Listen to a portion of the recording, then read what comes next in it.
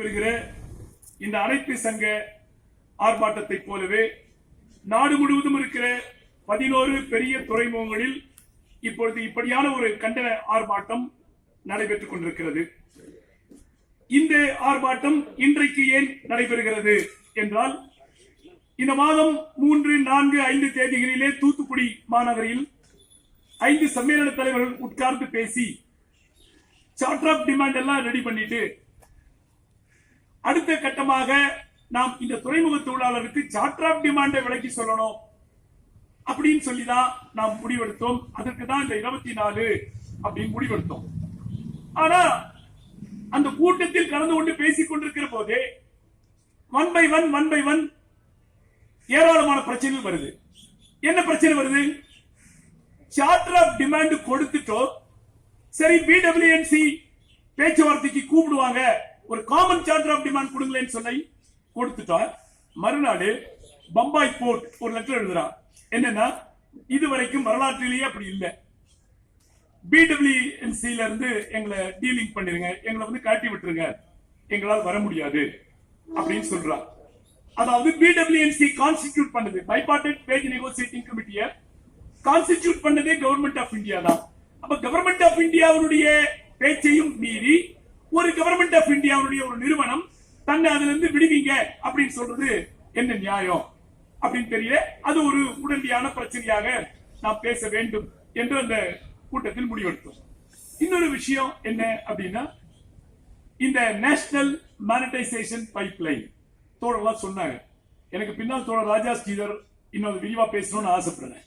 ஏன்னா அது ரயில்வேவை எப்படி பாதிக்கும், அது எப்படி ரயில்வேவை பாதிச்சு அது பொதுமக்களை பாதிக்கும் அப்படின்னு நாம என்ன நினைச்சிட்டு இருக்கிறோம்னா, இது ஏதோ தொழிலாளிகளுடைய பிரச்சனை, சாதாரண ஏழை எளிய மக்களுக்கு எந்த பிரச்சனையும் இல்லை.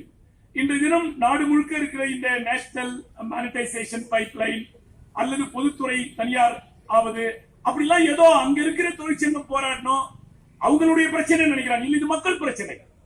அது இந்த கோவிட்-19 நம்ம பார்த்தோம். என்ன, ஹாஸ்பிட்டல் கிடைக்கல, இது வரைக்கும் வாழ்நாள்லயே சார் எனக்கு ஒரு பெட்டுக்கு ரெக்கமெண்ட் பண்ணுங்க, நான் ஆம்புலன்ஸ்ல போயிட்டு இருக்கிறேன்னு சொல்லி கேள்விப்பட்டதே இல்லை. சோ இந்த மாதிரியான காலகட்டங்களை இந்த மக்கள் மத்தியில சொல்லணும் அப்படிங்கிறதுக்காக தான் இந்த கூட்டத்துக்கெல்லாம் நம்ம ஏற்பாடு பண்ணோம். ஆனா நான் ரொம்ப வருத்தத்தோடு சொல்றேன், நான் ஏற்கனவே சொல்லிட்டு இருந்தேன், ரொம்ப புவர் அட்டெண்டன்ஸ். என்ன கொடுமைன்னா, டியர்னஸ் ரிலீஃப் டிஏவை கட் பண்ணிட்டா, கட் பண்ணது தப்புன்னு ஆர்ப்பாட்டம் பண்றோம். எங்க பண்றோம்? காலையில 10 மணிக்கு ஸ்டாஃபுங்க எல்லாம் உள்ள போவாங்க, ஒரு 15 நிமிஷம் அவங்களை நிறுத்தி கோஷம் போட்டு நம்ம எதிர்ப்பை காமிச்சிடலான்னு அங்க கேட்ட மறிச்சு நிக்கிறோம். தலைவர்கள் நிக்கிறாங்க, டிரஸ்டிங்க நிக்கிறாங்க, நம்மளுடைய நிர்வாகிகள் நிக்கிறாங்க, எல்லாம் பூந்து போறான். அன்னைக்குதான் துறைமுகத்து உள்ள போய் பழக்கிற மாதிரி. சரி, அதை விட கொடுமை என்னன்னா, ஒரு 2-3 நாளைக்கு முன்னாடி ஒவ்வொரு தோழரும் ஒருத்தர் போன் பண்ணி கேட்கிறாரு. இப்ப காலையில என்ன ஒரு பென்ஷன்தாரர் பார்த்தாரு, உனக்காவது பரவாயில்லப்பா, எனக்கு 20 கால். என்ன திடீர்னு ஒரு 3000 ரூபாய் வந்திருக்கு, 4000 ரூபாய் பேங்க்ல வந்திருக்கு, என்னங்க அப்படின்றா. இதெல்லாம் நான் ரொம்ப வருத்தப்பட்டு சொல்றேன். தொழிலாளருக்கு கொஞ்சமாவது அவேர்னஸே வேண்டாமா? கொஞ்சமாவது கோபம் வர வேண்டாமா? எங்க 27/4/2021 டிஏ டியர்னஸ் ரிலீஃப் கட் பண்ணி தப்புன்னு கோர்ட் ஸ்டே கொடுக்கிறான். 27/4/2021 கோர்ட் ஸ்டே கொடுக்கிறான். ஸ்டேவை அமல்படுத்த மாட்டேங்கிறான் ஒரு மத்திய அரசு நிறுவனம், சென்னை துறைமுக நிர்வாகம்.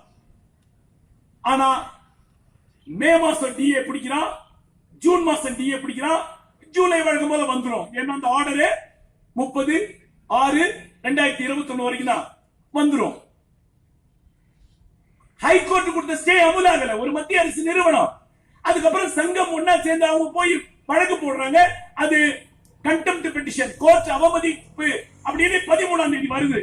13ஆம் தேதி வந்த உடனே ஜட்ஜி கேட்கிறாரு, இந்த அரசு வக்கீல் நான் உடனடியாக அவங்கள பண்ண சொல்றேன், என்னையா 27 நாள் ஸ்டே கொடுத்துருவோம், அட்லீஸ்ட் நீ வந்து மே ஜூனாவது பிடிக்காம இருக்கணும்ல, ஒரு வார காலம் டைம்.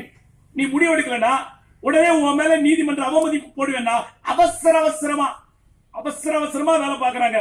கோர்ட்டு கொண்டாந்து ஐஏஎஸ் ஆபீசரையோ அல்லது ஐஆர்டிஎஸ் ஆபீசரையோ குற்றவாளி கொண்டு நிறுத்திடுவான் அப்படின்னு உடனடியாக ரிலீஸ் ஆகுது.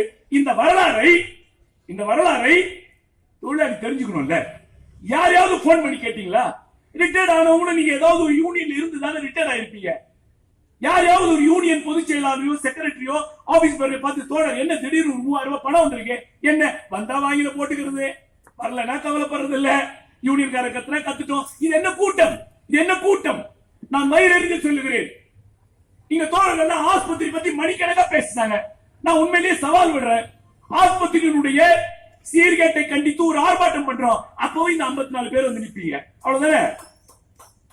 தயவு செய்து நான் எனக்காக பேசல, நான் ரொம்ப கோபத்தோடு பேசுறேன். 5 சங்கம் 4 சங்கம் சம்மேளனம் இப்படி எல்லாம் பேசினாலும் இவ்வளவுதான் வருவீங்களா? நாளைக்கு தயார். ஒண்ணு சொல்றேன், இப்ப சொல்றேன், எழுதி வச்சுக்கங்க. சங்கம் தயார். இந்த துறைமுக மருத்துவமனை சீர்கேட்டை கண்டித்து ஆர்ப்பாட்டம் செய்ய சங்கம் தயார். 1000 பேர் தரல, நீங்க தயாரா? அன்னைக்கு 1000 பேர் தந்தீங்கன்னா அன்னைக்கு சாயந்தரம் 5 மணிக்கு இந்த பிரச்சனை முடியும். இந்த பிரச்சனை முடியும். நான் சவால் விடுறேன், நான் ப்ராமிஸ் பண்றேன். ஆனா உங்களால முடியாதுன்னு எனக்கு தெரியும். உங்களால முடியவே முடியாது, முடியவே முடியாது, முடியவே முடியாது. வருத்தப்பட்டு வேதனைப்பட்டு சொல்றேன். அது அப்புறம் எப்படி பிடபிள்யூஎன்சி வரும்? வராது. டீலிங் பண்ணா வராது. பாம்பே வந்து பிடபிள்யூஎன்சி இருந்து ஒதுங்கினா என்ன தெரியுமா நடக்கும்? ஒட்டுமொத்தமா அகில இந்திய துறைமுக தொழிலாளர்ல 30% வர்க்கர் ஃப்ரம் பாம்பே, 30% இந்த சம்பள உயர்வு பேச்சுவார்த்தையால் பணம் அடைவதில் 1/3 பங்கு தொழிலாளி வேலை செய்கிற பம்பாய் இந்த பேச்சுவார்த்தையில் இல்லை என்றால் பேச்சுவார்த்தை நடக்குமா? சரி, அந்த லைன்ல இன்னொன்னு எழுதிருக்கான். இப்ப எதுவுமே ரகசியம் இல்ல, எல்லாம் வாட்ஸ்அப்ல வருது. என்ன எழுதிருக்கான்? as and when our financial position improves we will have a local settlement. அவர்களுடைய பொருளாதார நிலைமை சரியடைந்தால் உள்ளூர்ல ஒரு செட்டில்மெண்ட் போட்டுப்பானோ. அது என்ன அர்த்தம்? அதான் இந்த PLR, ப்ரொடக்டிவிட்டி லிங்க்டு ரிவார்ட்ல. சரி, காலம் மாறுது, சூழல் மாறுதுன்னு சொல்லி சம்மேளன தலைவர்கள் ஒரு காலத்துல அகில இந்திய உற்பத்தி அடிப்படையில் போனஸ் வேணும் காமனா எல்லா போர்ட்டுக்கும் ஒரே பர்சன்டேஜ் இருந்தது ஒரு காலத்துல. சரி, மேனேஜ்மெண்ட் தொந்தரவு கொடுக்குறான். எப்ப பார்த்தாலும் பைலேட்டரல் டிஸ்கஷன்ல எப்பவும் குடுக்கல் வாங்கல் இருக்கும். சில இடங்களில் நாம ஸ்டெபனா இருப்போம், அவன் லிபரலா இருப்பான். சில இடங்களில் அவன் ரொம்ப ஸ்டெபனா இருப்பான், மேனேஜ்மெண்ட் நம்ம லிபரலா இருப்போம். அப்படிதான் பேசி சரி 50% அகில இந்திய உற்பத்தி, 50% இண்டிவிஜுவல் போர்ட் உற்பத்தின்னு ஒப்புக்கொண்டோம். ஆனா இப்ப என்ன நிலைமை? இப்ப என்ன சொல்றான்? அகில இந்திய உற்பத்தி 20%, இண்டிவிஜுவல் துறைமுகத்தினுடைய உற்பத்தி 80%. நான் என்ன சொல்றேன்னா, ஒத்துக்கொள்ள கூட நாங்கள் தயாருங்க. இந்த 80% என்று ஒப்புக்கொள்வதற்கு கூட நாங்கள் தயார். ஆனால் துறைமுகங்களில் சரக்குகளை கையாள்வது யாரிடம் இருக்கிறது? துறைமுக தொழிலாளிகள் இருக்கிறதா? அவரிடம் இல்லை. ஏன் இல்லை? சென்னை துறைமுகத்திற்குரிய சரக்குகளை கபலீகரம் செய்வதற்கு பக்கத்திலே காரைக்கால் துறைமுகம், அதை அதானி வாங்குகிறார். கிருஷ்ணப்பட்டினம் கங்காவரம் துறைமுகம், அங்கே சரக்கு கையாளுவதை அதானி பார்த்துக் கொள்கிறார். அது விசாகப்பட்டினம் துறைமுகத்திற்கு சவால். பாரதி துறைமுகத்தின் பக்கத்தில் கோபால்பூர் என்கிற ஒரு துறைமுகம், அது அதானி வாங்கி வைத்திருக்கிறார். அது அந்த துறைமுகத்திற்கு சவால். அப்ப ஒட்டுமொத்தமா துறைமுகம் இந்த மாதிரி தனியார் துறைமுகங்களுக்கு போனா துறைமுகத்தில் சரக்குகளை கையாளுகிற திறன் யாரிடம் இருக்கும்? அதானி தெரியுது. 2 நாளைக்கு முன்னாடி பத்திரிகை பாத்தீங்கல்ல, 15,000 கோடி ரூபாய் மதிப்புகளான கஞ்சா பறிமுதல் செய்யப்பட்டது. எங்கே? குஜராத் துறைமுகமான முந்திரா. அந்த முந்திரா துறைமுகம் யாருடைய துறைமுகம்? அதானி துறைமுகம். அதே போல இப்ப இந்த நேஷனல் மானிட்டைசேஷன் பைப்லைன் என்ன தெரியுமா?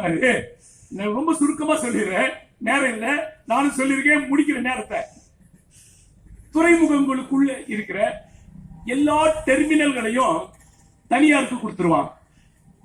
அந்த தனியார் PPP operator, public private partnership அல்லது பில்ட் ஆபரேட் அண்ட் டிரான்ஸ்பர், அவர் வச்சிருப்பாரு. 100 ரூபாய் அவர் சம்பாதிப்பாரு, 70 ரூபாய் அவர் எடுத்துப்பாரு, 30 ரூபாய் போர்ட் மேனேஜ்மெண்ட் கொடுத்துருவாரு. அங்க எந்த வேலையும் நம்ம தொழிலாளிக்கு இல்ல. அங்க ஷெட் அவர் வாடகை எடுத்துப்பாரு, அங்க வந்து கிரேன் அவர் வாடகை எடுத்துப்பாரு, அங்க டக் அவர் வாடகை எடுத்துப்பாரு, அங்க வேலை செய்யற ஒர்க்கர் எல்லாம் கான்ட்ராக்ட் ஒர்க்கர், ஒண்ணுமே இல்ல. இப்ப என்ன சொல்றாங்கன்னா, அந்த நேஷனல் மானிட்டைசேஷன் பைப்லைன் இது துறைமுகங்கள்ல 9 துறைமுகங்கள்ல இருக்கிற 31 ப்ராஜெக்ட இப்படி கொடுக்குறா. 14,483 கோடியா. இது ஒட்டுமொத்தமா சொன்ன 6 லட்சம் கோடியில 2%. சரி, வெரி கிளாசிக்கல் எக்ஸாம்பிள் என்ன தெரியுமா இதுல? ஃபர்ஸ்ட் போர்ட் விக்டிம் எது பாதிக்கப்பட்டா முடிஞ்சு போச்சு கதை. ஜேஎன்பிடி, ஜவஹர்லால் நேரு போர்ட்ரஸ், அரசுக்கு சொந்தமான நம்மள மாதிரி ஒரு துறைமுகம். அது முதல் லேண்ட்லார்ட் போர்ட். ஒரே ஒரு கண்டெய்னர் டெர்மினல் தான் இருந்தது அவங்க கையில. மத்த 4 கண்டெய்னர் டெர்மினல் ஏற்கனவே தனியாருக்கு கொடுத்துட்டான். அந்த ஒரே ஒரு டெர்மினல் 863 கோடிக்கு குளோபல் டெண்டர் ஃப்ளோட் பண்ணிட்டான். இப்போ 863 கோடி குளோபல் டெண்டர் போட்டிருக்காங்க. அது இந்த நேஷனல் மானிட்டைசேஷன் பைப்லைன்ல இருக்குது.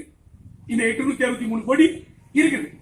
ஏதோ துரதிருஷ்டவசமா சென்னையிலும் கொச்சியில இல்ல, ஏன்னா எல்லாத்தையும் தீர்த்துட்டாங்க இங்க, அதனால ஒண்ணும் இல்ல. அப்ப என்ன அர்த்தம்னா, அங்க இனிமேல் ஜேஎன்பிடிக்கு என்ன வேணும்னா, ஜேஎன்பிடிக்கு தொழிலாளி தேவையில்லை. ஏற்கனவே 1433 பேர் தான் ஜேஎன்பிடில. இப்ப ஒரு பிஆர்எஸ் போட்டிருக்கான், அது பிப்ரவரி வரைக்கும் இருக்கும்.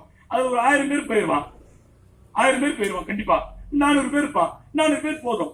அதாவது தண்ணி, கரண்ட், அந்த சார்ஜ் பில் எல்லாம் போட்டு கொடுத்துட்டு வருவான். கார்கோ ஹேண்ட்லிங் எந்த வேலையும் கிடையாது. அவன் first landlord port in the country after introduction of the major port authorities act. சரி, இதெல்லாம் சொல்றோம், இதெல்லாம் பேசுறோம், இதெல்லாம் எதிர்க்கிறோம். இதுக்கெல்லாம் நம்ம என்ன பண்றது? திருப்பி திருப்பி நான் சொல்றேன், தொழிற்சங்க தலைவர்கள் சினிமால வர்ற ஹீரோ மாதிரி பறந்து பறந்து, சார் ஆஸ்பத்திரி பிரச்சனை உங்களுக்கு சொல்லிட்டு சார், நீங்க பாத்துங்க சார், சம்பளம் உயர்வு நீங்க நல்லா பேசுறீங்க, நல்ல தலைவர் வாங்கி கொடுத்துருங்க சார். சார் போனஸ் சார் நீங்க எப்படி வாங்கி தருவீங்க நம்பிக்கிறீங்க சார்.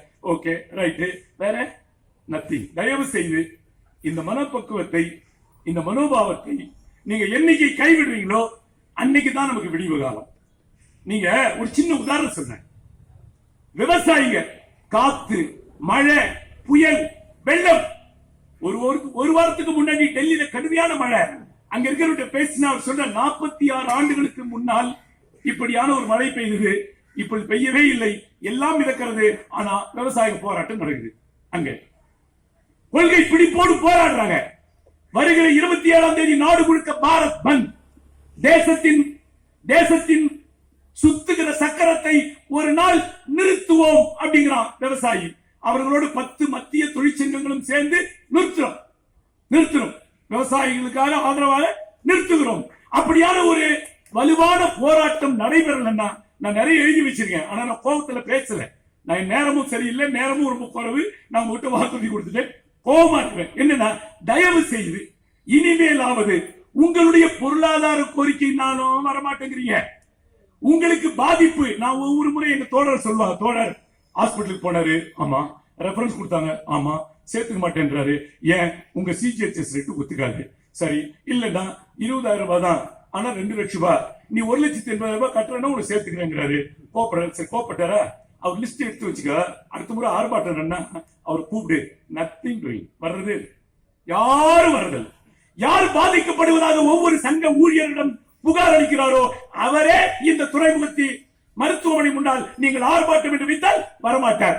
அன்னைக்கு பார்த்து சொல்வார், சார் மச்சான் கல்யாணம், கிரகப்பிரவேசம், உடம்பு சரியில்லை, சுகரு, இப்படி சொல்லுவார். எல்லாருக்கும் தான் இருக்கு, யாருக்கு இல்ல? யாருக்கு இல்ல தோட? யாருக்கு இல்ல? இப்ப பிரஸ்ல போட்டோ எடுத்து போயிருக்காரு. எனக்கு ரொம்ப கவலையா இருந்தது. எங்களை பார்த்து கேட்பாங்க, சிஐடில, HMSல, ஐபில, என்னங்க ஹார்பர்ல போய் அப்பாட்ட இருக்கீங்க, ஒரு 54 பேரோட நின்று போட்டோ எடுக்கிறீங்க, கேவலம். ஆகவே எந்த ஒரு பிரச்சனையாக எதிர்காலம் ரொம்ப சவாலான காலகட்டம். PWNC எல்லாம் ஏராளமான கண்டிஷன் போட்டுருக்கான். 100% டிஏவை நியூட்ரலைஸ் பண்ண மாட்டேங்கிறான். HRA இப்ப வாங்குகிற 30% HRA இனி இருக்காது. நான் சீரியஸாவும் தமாஷாவும் சொல்லுவேன், இதுவரை துறைமுக தொழிலாளருக்கு போட்ட ஒப்பந்தத்திலே சிறந்த ஒப்பந்தம் போன ஒப்பந்தம், போட போற மிக மோசமான ஒப்பந்தம் வருகிற ஒப்பந்தம். யாரை வச்சு போடுறது? ஒரு நாள் ஸ்ட்ரைக் பண்ண முடியுமா இந்த மக்களை வச்சு? ஆகவே தோழர்களே, எதிர்வரும் காலங்களில் நீங்கள் உங்கள் மனசாட்சியில் கை வைத்து நீங்கள் பேச வேண்டும். உங்களிடம் பழகுகிற, உங்களிடம் வேலை செய்கிற ஒவ்வொரு துறைமுக தொழிலாளியிடம் நீங்கள் பேச வேண்டும். எதிர்வரும் காலங்களில் இப்படி ஒரு வலுவான போராட்டம் நடைபெறவில்லை என்றால் எதையும் நாம் சாதிக்க முடியாது. தலைவர்களை திட்டியோ தொழிற்சங்கங்களை வசைபாடியோ ஒருபோதும் எதுவும் நடைபெறாது. இந்த ஒற்றுமையை காக்க வேண்டும் என்று குறைந்தபட்சம் இன்றைய தினத்தில் நீங்கள் சூழலை எடுக்க வேண்டும். வணக்கம், நன்றி.